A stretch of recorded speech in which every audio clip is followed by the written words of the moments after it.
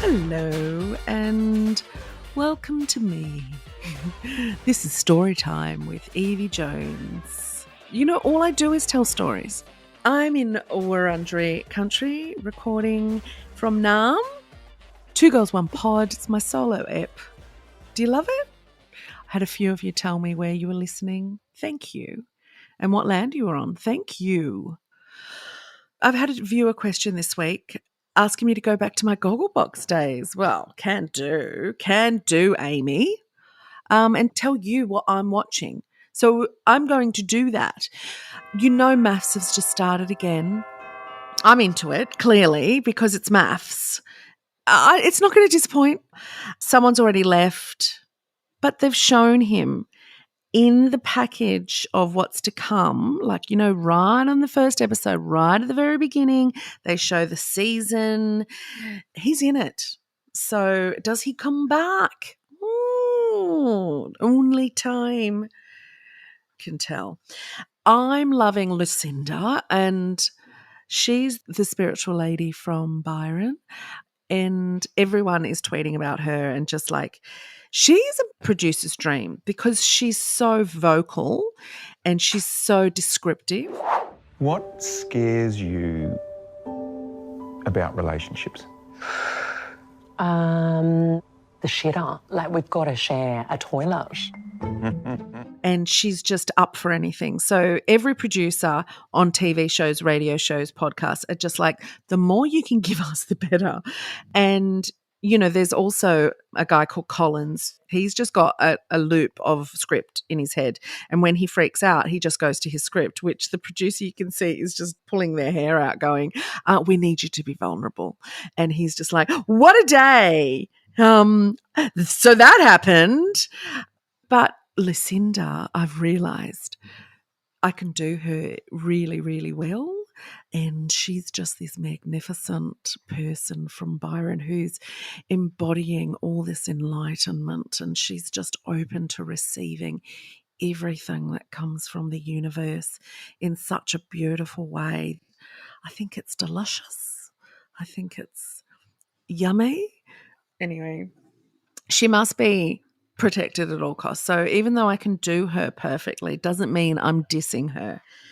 She's going to be the gift that keeps on giving. I do really feel sorry for the guy she's been matched with. He literally said, I hope the woman I am being matched with isn't into meditation or anything like that, because I just don't like that kind of stuff.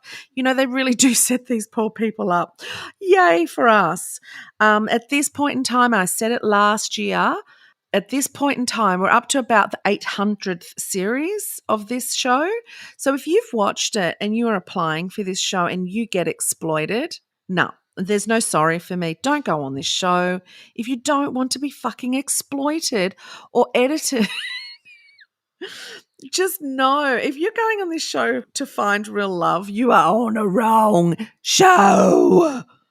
What else am I watching? Survivor, same time. It's fine that it's on at the same time because we have catch-up TV. And the really funny thing is, when you watch one live, you can obviously watch the next one on catch-up. But every night I decide whether I have a feel, like, oh, how do I feel tonight? Do I want to watch a bit of maths or do I want to watch a bit of Survivor? So Survivor, last week's episode where the Cuddle Alliance, there's 4 of them who cuddle at night in the camp. They've decided, because they just kept winning all the challenges, no one was going to tribal, that they'd throw a challenge. So they'd have to go to tribal and vote the really annoying woman called Kelly out, who is really annoying. But then this Māori woman who hasn't been shown much on TV, on the show yet, all of a sudden goes, well, that just doesn't work for me. So she's rallied the troops to take out one of the Cuddle Alliance. Well, the one that they've chosen, her name is Peter, bar manager. She's got a friggin' idol. She's got an immunity idol. She gets voted out with it after she's thrown a challenge to get rid of someone. She's the one that goes. And then, this is what I love about cool kids, then has the audacity during her post-interview to say, I don't know why they voted me out. Maybe I'm a threat. They always say that. No, you're not a threat. We just don't want a 4-person alliance, and you were the first to go. Bye. Anyway, what else have I got? Look, I'm just going to run through these quickly because some of them I've started and I don't like them, so I'm not continuing. Let me know what you think of them. Fellow Travellers. I started watching it because Matt Bowman and the guy that he's in it with, Matt Bowman is the hottest actor, gay American actor. So this particular show is about these two men who meet in the 50s during the political times, and they become lovers, and then Matt Bowman's character ends up marrying and becoming quite a big, hoo-ha. Anyway, I started. It's fantastic. It's really, well done. Like starts in the 80s and then it goes back to the 50s. And then the sex starts. And it's sex. It's gay sex. It's a graphic gay sex. And there's a lot of it. And it's quite aggressive as well. So for me, who has no libido during perimenopause, not interested. I'm like, give me the story. Like, yay, allude to the sex, if you will. I'm at that time of my life.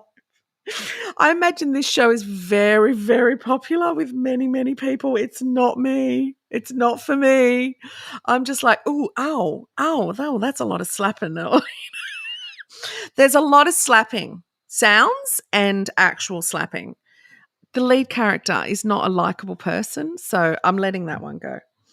Let me know if you've carried on with it and if it gets really, really effing good, because then I still won't go back to it.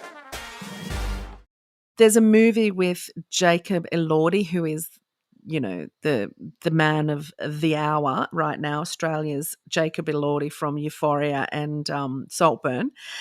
He's in Priscilla, which is by Sofia Coppola. And you have to really be into Sofia Coppola's movies. I'm not.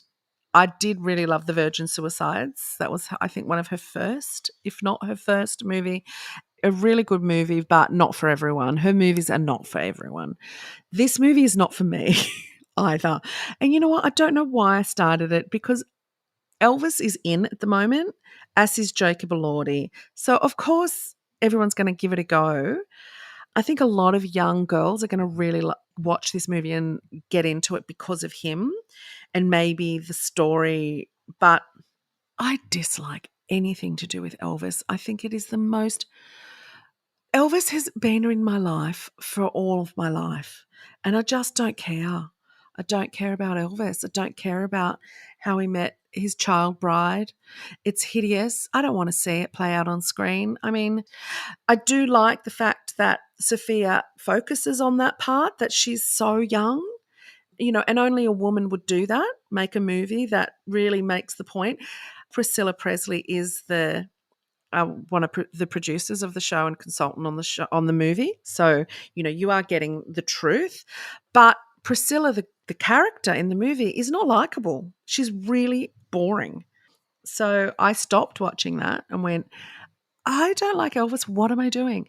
Stan is playing a show at the moment, Australian show with Richard Roxburgh and Rebecca Gibney called Prosper. And it's really funny because, to me, it's weird that we've only had our first series that is about Hillsong Church. Why have we not had anyone make a TV show or a movie about Hillsong Church before? It's exactly that. Like, they've even got a Justin Bieber character right in the very beginning, and, just how they make it over, just the monster money. It's really good. But again, too kind of heavy for me. And I do find now that TV and movies, there's so many good ones that if you start one and it doesn't grab you, don't worry, just get rid of it. There's too many now, and they are all competing with each other. So this really interesting article that I read, because it is The Sopranos' 25th year anniversary this year of when that first started. That was one of HBO's first shows ever. The guy that created that has come out and said that TV is really boring and no one's making this edgy stuff like The Sopranos anymore, because you have to be really politically correct and you've got to be this and that. And I have to disagree. As soon as I heard him say it, I was like, no, I disagree with that. I'm sorry. There are so many edgy things out. Have you not watched Euphoria? Have you not watched Succession? Like, what? Like, there's some really gross stuff happening that is written from real life events that we're seeing play out. Would The Sopranos be made today? He doesn't think so. I have to disagree. I think it would totally be made today. And it would be just as good, if not better. I don't know. But to say that, I think, is very sour grapes. Like, don't come out and say, oh, my old show is 25 years old. How wonderful. Isn't TV a bit shit now? Oh, piss off. The other thing that I wanted to tell you all is that if you haven't listened to last week's episode with Dr. Louise Newson, please do. Oh, my God, I'm so excited about this one. I know I've said it, but I want to take you with me on this. I'm going to give you updates all the time. Yesterday, I went to my GP and I asked for some testosterone cream. And it was such an interesting conversation because I have such a great GP. I know that's a lucky thing to have, which is just, it should not be the way. But get yourself a really good GP if you don't have one. If you have to do telehealth to get yourself a good one where, you know, you can't travel that far to a good GP, do it that way. Ask people who have a really good GP. Anyway, I said to him, I want to try testosterone. This is what it's called for women. It's been just come out. I'm showing him the Dr. Newson information about it, and I also showed him another article about it. Anyway, he started looking it up because he was like, interesting. And he started looking it up on his medical association journal thing, so all the information that the doctors get. And he said, wow, this really is new, which means that it doesn't have long-term studies yet, which means we don't know the long-term side effects. He prefaced all of it by saying, Yvie, I'm going to be really honest with you. I don't know much about menopause or perimenopause. And I said, well, thank you for being so honest because not a lot of GPs do. I said, but I'd really like you to get informed about it for me and other women.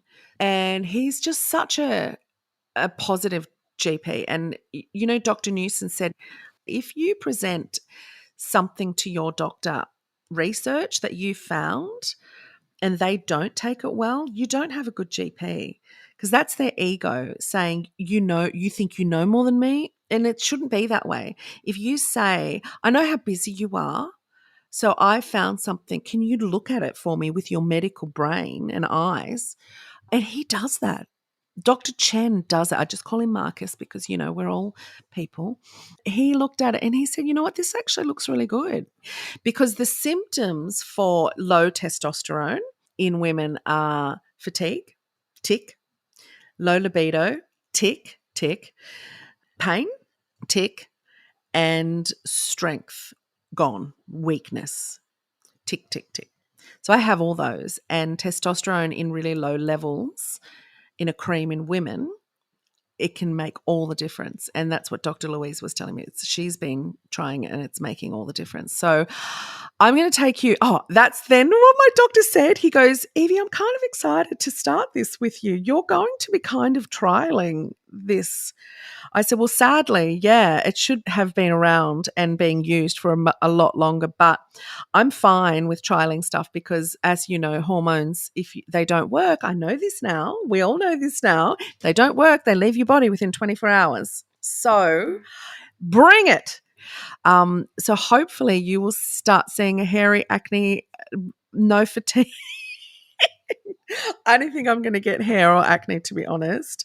And if I do at that particular area, you know, maybe it'll fix my libido and I'll start wanting to show my hairy thighs again to someone. And, you know, maybe I'll find someone that's really into hairy acne thigh. Just the one. You know, they're out there. So who knows? That's everything for this week, except I do have an interesting fact. Or is it a fiction? Because this one comes from my producer, Rachael. Is it true? We're going to go with it is. Did you know that John and Will Kellogg, who created cornflakes, they were Seventh-day Adventists, so of course they own Sanitarium, which is still owned by the Seventh-day Adventists. They created cornflakes because they believed that luxurious foods made you horny and want to masturbate more or be promiscuous. So they developed a food that would stop that. Is that true or not? I don't know. But I'm going to say this. That is not a bad food. I could eat cornflakes on their own, but Wheat Bix or just wheat bran couldn't. So if I was going to create a food that was bland enough to make me stop masturbating, certainly wouldn't be cornflakes.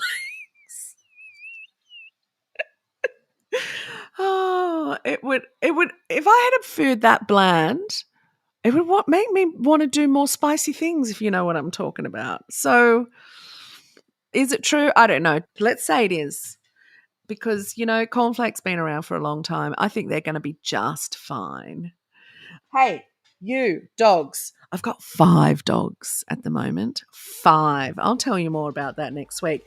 It was great to be in your ear holes again. Have a wonderful week. Have a really great day wherever you are listening to me. I hope you're doing okay. Remember, tomorrow is a new day. You can start all over again if you're having a shit one. Love you. I will talk to you soon. Bye.